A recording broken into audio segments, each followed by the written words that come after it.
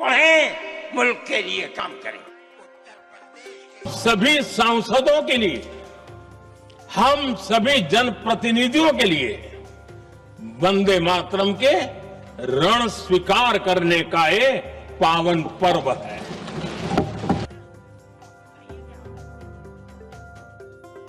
वंदे मातरम ये राष्ट्रगीत इस समय सदन में चर्चा का विषय है। 8 दिसंबर को पीएम मोदी ने वंदे मातरम पर बात शुरू की, जिसका विपक्ष ने भी जमकर सामना किया और जवाब देने में कोई कसर नहीं छोड़ी। इसी कड़ी में प्रियंका गांधी का भी भाषण वायरल हो रहा है। वंदे मातरम पर चर्चा केवल अब सदन तक नहीं रह गई है, अब इस मुद्दे पर बहस सदन के बाहर भी छिड़ गई है। अरशद मदनी की बात करें तो इन्हें तो आप जानते ही होंगे, ये हैं जमीयत उलेमाए हिंद के अध्यक्ष। अब इन्होंने भी वंदे मातरम में चल रही बहस पर बहुत कुछ कह दिया है। उन्होंने एक्स हैंडल पर एक लंबा लेख लिखते हुए वंदे मातरम का अर्थ समझाया है। उन्होंने लिखा,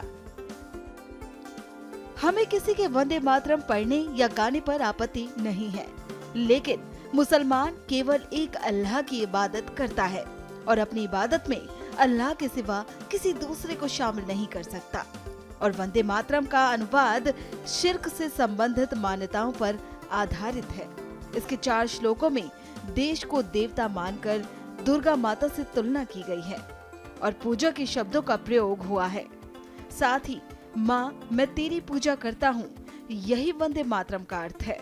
ये किसी भी मुसलमान की धार्मिक आस्था के खिलाफ है, इसलिए किसी को उसकी आस्था के खिलाफ कोई नारा या गीत गाने के लिए मजबूर नहीं किया जा सकता, क्योंकि भारत का संविधान हर नागरिक को धार्मिक स्वतंत्रता और अभिव्यक्ति की स्वतंत्रता देता है।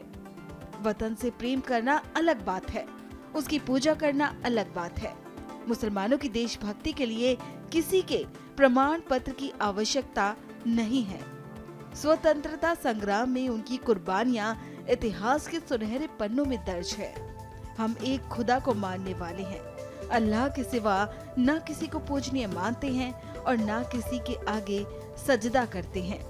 हमें मर जाना स्वीकार है, लेकिन शिर्क कभी स्वीकार नहीं।